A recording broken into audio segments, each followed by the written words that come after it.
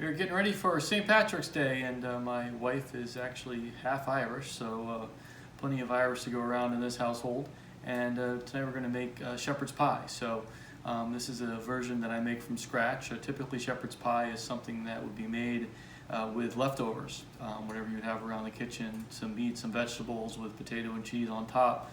I'm going to make it a little bit more gourmet, so I'm going to start from scratch. And since it is shepherd's pie, I figured it's only relevant that we use some lamb.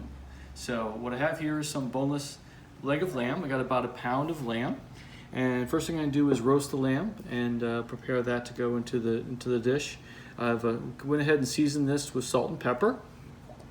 I'm going to take some of my Casas de Hualdo.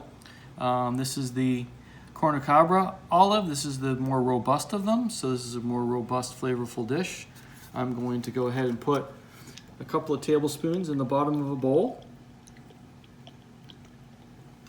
And to that, I'm going to add a tablespoon of chopped fresh rosemary. If you don't have fresh, you can use dried, but it will taste a lot better with fresh. I also have a tablespoon of chopped fresh thyme. Again, you may use dried if you can't get a hold of fresh. And then I have 3 cloves of garlic minced. If you are not as much of a garlic fan as we are, you can bring it down to 2 cloves if you'd like. So I'm going to get that in the mixture, work it around the olive oil so that it's good and flavorful. I'm going to need just a little bit more, like a little more liquid in there, I think.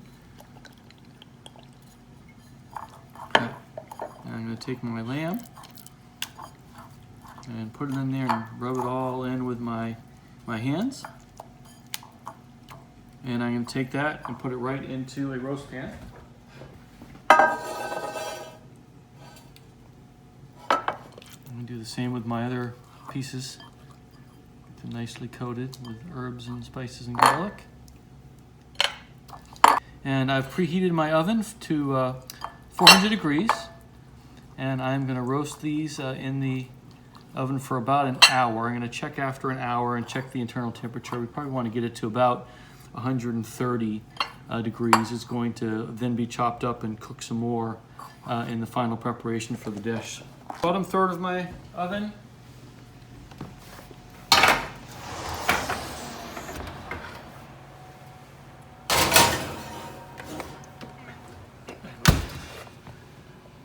Set it for 1 hour. Now while my lamb is cooking in the oven, I'm going to go ahead and prepare my mashed potatoes. So I've put a pot of salted boiling water on the stove, and I have here about 3 pounds of Yukon Gold potatoes. It's probably a little bit more than I need, but certainly we'd rather have too much than too little. We're going to put this into some salted boiling water and let it cook for about 20 minutes. We'll test it with a fork to see if it's soft enough, and then we'll turn that into mashed potatoes and have it ready for the recipe. Okay, I got my boiled potatoes. They're ready. I've tested them for softness. I'm going to go ahead and put them into a colander, get all the water out of them. And then I'm going to dump them back into the pot and mash them in the pot. That way they can stay hot a little bit longer. And I'm going to add to that 3 tablespoons of butter and a little bit of heavy cream to get the party started. And hopefully you have a nice masher, because that makes all the difference in the world.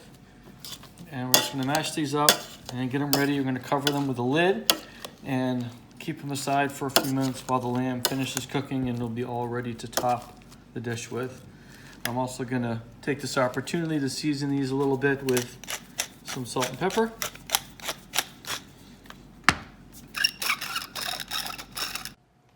Alright, so I got my lamb out of the oven. These pieces were a little smaller, so it didn't take me quite as long, probably only about 40 minutes for them to cook through. And now what I'm going to do is we're going to take these and cut them into 1/4 inch cubes and get it ready for go into the casserole. Now we're ready to cook the vegetables in preparation for the dish. And so what I have here is 1 large onion, chopped, along with 2 stalks of celery, 2 large carrots.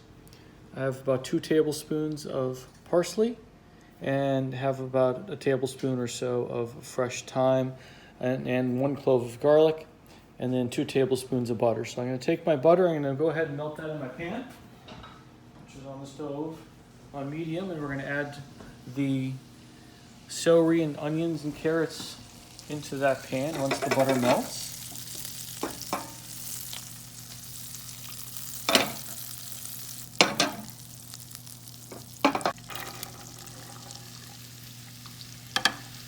And we're going to want to cook these, sort of slowly. We're just looking to soften them up. We want to keep cooking them until the onions are limp.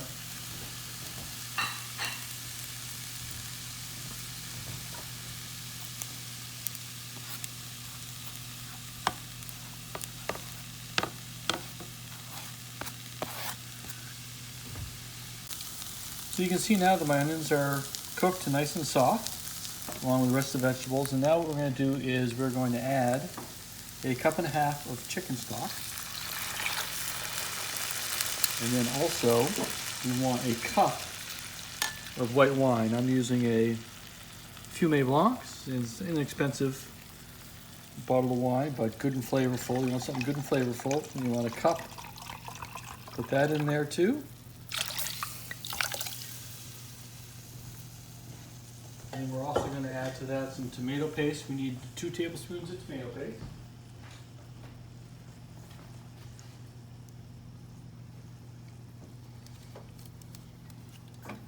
And give that a stir. And what we want to do is we want to let that get back up to heat, and we want to simmer it for a little bit to let some of that water escape.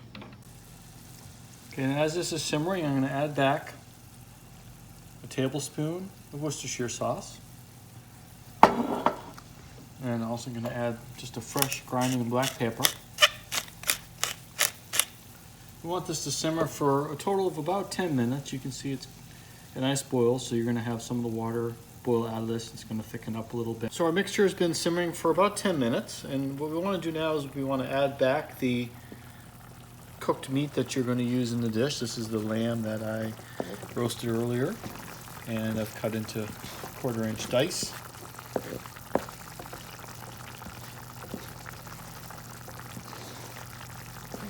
We have some frozen peas here, or if you have fresh peas, if you want to cook them. We have a cup of peas going in there, and we have a cup of frozen fresh corn. But these are both cooked, so you want to put cooked product in here. And you want to add back this, and we want the whole mixture to simmer for another 5 minutes or so. We want to get all the flavors combined, and then we can put together our casserole, which will go back in the oven.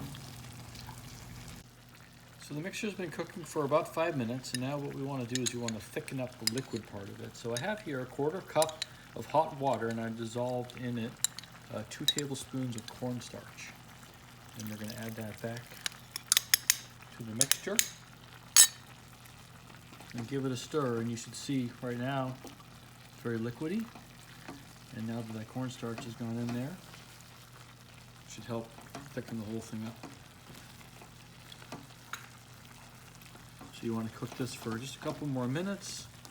Let the cornstarch do its job. See how that's already starting to thicken up?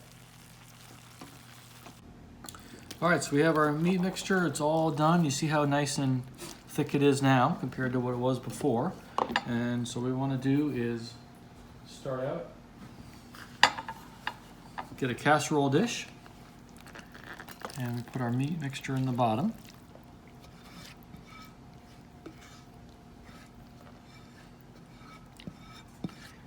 Get all the goodies out of there. And we're gonna move the casserole, then we're gonna top this with some of the mashed potato that we made earlier. And then finally, some cheddar cheese.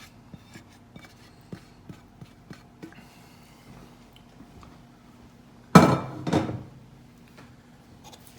you want to make sure you make the mashed potatoes such that they're somewhat smooth, so they're easy for you to spoon on here and spread across. We want to cover the whole dish up with mashed potato.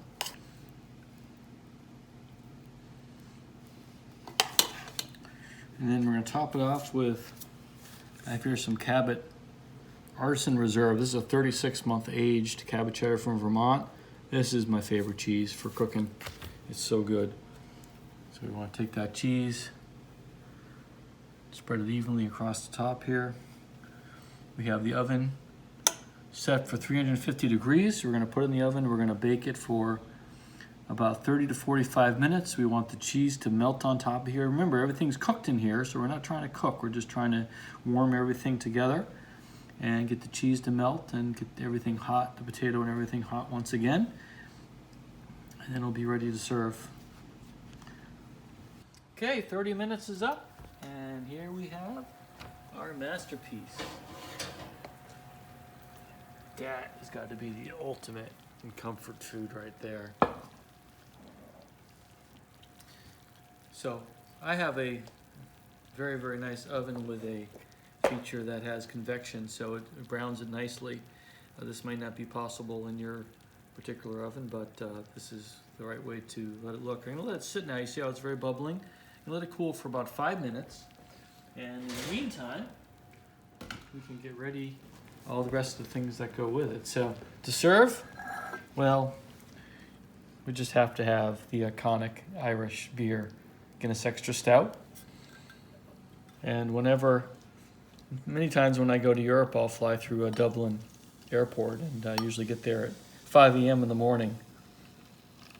And it's always amazing to me because the Irish are there having their Irish breakfast, getting ready to board their flight, and having a pint of Guinness to go with it.